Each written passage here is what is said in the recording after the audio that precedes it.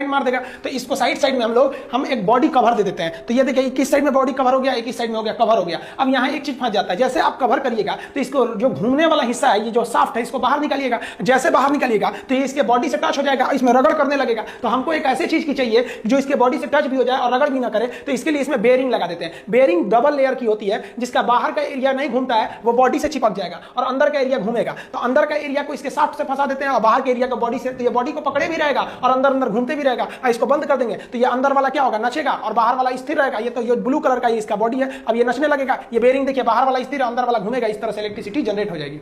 और इस बिजली को क्या किया जाता है, बहुत ही हाई पावर के ट्रांसफार्मर को दे दिया जाता है। ये ट्रांसफार्मर को हम पावर ट्रांसफार्मर कहते हैं, इसे स्टेप अप ट्रांसफार्मर कहते हैं। ये ट्रांसफार्मर उस पैदा हुए बिजली को ज्यादा दूर तक भेजने के लिए इसके वोल्टेज को बढ़ाकर 2,20,000 वोल्ट यानी 220 केवी से भी ज्यादा कर देते हैं। अब ये इस ट्रांसफार्मर पे डिपेंड है कि कितना वोल्टेज कर रहा है, और तब उसको क्या करते हैं, ये बड़े से ट्रांसफार्मर इसके पावर लाइन के द्वारा, ट्रांसमिशन लाइन द्वारा आगे की ओर भेज देते हैं। ये तो हम आपको इसके बारे में पूरी कंप्लीट जानकारी बता दी है कि कैसे बिजली को भेजा जाता है, इसका A to Z पार्ट आइए भेज दिया जाता है। इसीलिए जिस गांव में बिजली बनती है, उस गांव के ट्रांसफार्मर से उस शहर को बिजली नहीं दिया जाता है। क्यों नहीं दिया जाता है, क्योंकि यहां से जो बिजली निकल रही है 2,20,000 वोल्ट पे निकली है। किसी के घर में दे दीजिएगा उड़ जाएगा, तो उसके घर को ना देके इसे दूसरे जगह ट्रांसफर कर दिया जाता है उस बिजली को। अब एक चीज आप सोचिए कि जो स्टीम बना था भाप, उसे दूसरा भफवा कहां गया। भाप तो आया था इस टरबाइन के अंदर में, भाप गया कहां, निकला ही नहीं। तो ये भाप जो है, अगर आप इसे ठंडा कीजिएगा तो पानी बन जाएगा, और इसी पानी को अगर हम वापस बॉयलर में भेज देते हैं, हमें पानी की बचत हो जाएगी। तो क्या किया जाता है, ये जो टरबाइन घूम रहा होता है, इसके नीचे एक बहुत बड़ा एक तो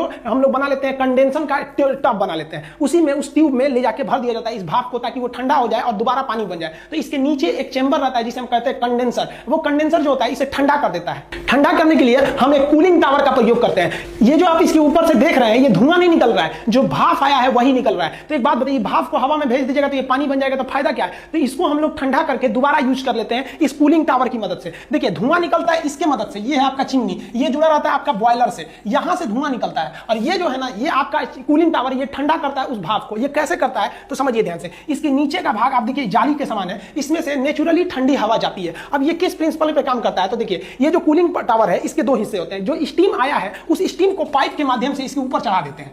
ये पाइप से चढ़ गया ऊपर में स्टीम भाप, और वो भाप जब ऊपर चढ़ेगा तो उतना देर में वो ठंडा हो चुका रहेगा, क्योंकि बहुत दूर से निकला है वो बॉयलर से, ठंडा हो जाएगा। तो इसे फुहारा द्वारा नीचे की ओर गिराते हैं। जब फुहारा द्वारा नीचे की ओर गिराते हैं तो ये पानी ये और ठंडा होने लगता है। और चिमनी के नीचे जो खोखला एरिया होता है, देखिए ये यहां से क्या होती है, ठंडी हवा ऊपर जाती है। तो ऊपर से स्टीम नीचे आ रहा है और नीचे से ठंडी हवा ऊपर जा रही है, बस ये दोनों मिलकर पानी बन जाते हैं। और नीचे इसके जो बेसिन होता है, जहां ये पानी जमा रहता है, वहां पर ये जमा हो जाते हैं, और इसी पानी का हम दोबारा यूज कर लेते हैं, जिसे हम वाटर साइकिल कहते हैं। ये सबसे जरूरी होता है किसी भी पावर प्लांट में वाटर साइकिल को समझना। तो ये जो कूलिंग टावर है, इसमें हम लोग स्टीम को नीचे से नहीं भेजते हैं, जो